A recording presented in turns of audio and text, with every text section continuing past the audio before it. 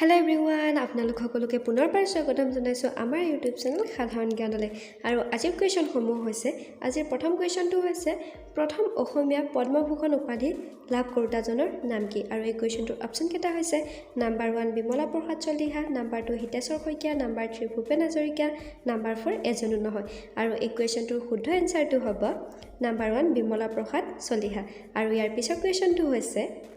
প্ৰথম অসম ৰত্ন কোনে পাইছিল আৰু এই কোৱেশ্চনটোৰ অপচন কেইটা হৈছে number 1 Lakshminath Bezbaroa number 2 doctor Bhupen Hazarika number 3 Jatindranath Duwara number 4 Mitradev Mahanta আৰু এই কোৱেশ্চনটোৰ শুদ্ধ এনসাৰটো হৈছে নাম্বাৰ 2 ডক্টৰ ভূপেন হাজৰিকা আৰু ইয়াৰ পিছৰ কোৱেশ্চনটো হৈছে প্ৰথম সংগীত নাটক অকাডেমি বঁটা কোনে পাইছিল আৰু এই কোৱেশ্চনটোৰ অপচন কেইটা হৈছে number 1 Mitradev Mahanta number 2 doctor Bhupen Hazarika number 3 Mamoni Raisom Goswami number 4 Zubeen Garg আৰু এই কোৱেশ্চনটোৰ শুদ্ধ এনসাৰটো হ'ব নাম্বাৰ 1 মিত্ৰদেৱ মহন্ত আৰু ইয়াৰ পিছৰ কোৱেশ্চনটো হৈছে ডাক টিকটত স্থান পোৱা প্ৰথম অসমীয়া ব্যক্তিজনৰ নাম কি আৰু এই কোৱেশ্চনটোৰ অপচন কেইটা হৈছে number 1 Jatindranath Duwara number 2 Lakshminath Bezbaroa number 3 doctor Krishnakanta Handique number 4 doctor Bhupen Hazarika আৰু ইয়াৰ শুদ্ধ এনসাৰটো হৈছে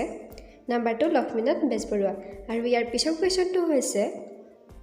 সৰ্বভাৰতীয় শ্ৰীমন্ত শংকৰদেৱ বঁটা লাভ কৰা প্ৰথমজন অসমীয়া ব্যক্তি কোন আছিল আৰু এই কোৱেশ্চনটোৰ অপচন কেইটা হৈছে number 1 Kirtinath Hazarika number 2 Bhupen Hazarika number 3 Lakshminath Bezbaroa number 4 এজনো নহয় আৰু এই কোৱেশ্চনটোৰ শুদ্ধ এনসাৰটো হ'ব নাম্বাৰ 1 কীৰ্তিনাথ হাজৰিকা আৰু ইয়াৰ পিছৰ কোৱেশ্চনটো হৈছে প্ৰথম অসমীয়া জ্ঞানপীঠ বঁটা বিজয়ী ব্যক্তিজনৰ নাম কি আৰু এই কোৱেশ্চনটোৰ অপচন কেইটা হৈছে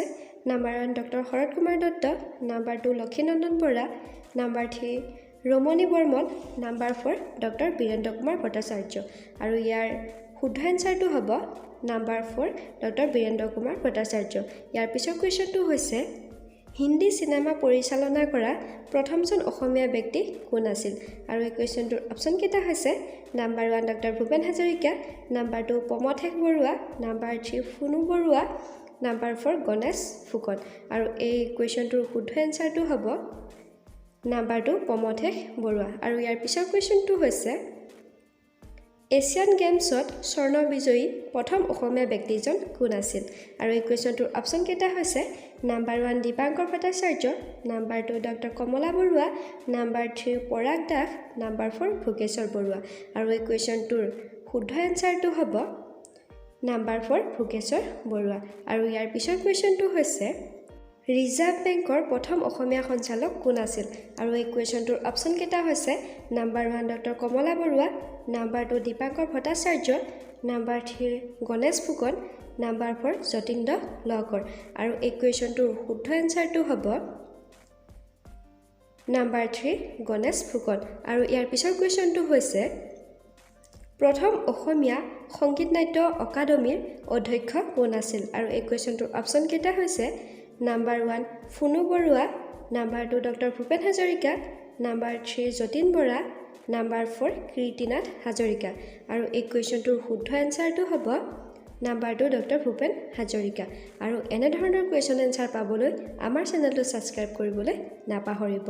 আকৌ লগ পাম আন এটি নতুন ভিডিঅ'ৰ সৈতে ভিডিঅ'টো চোৱাৰ বাবে আপোনালোকলৈ বহুত বহুত ধন্যবাদ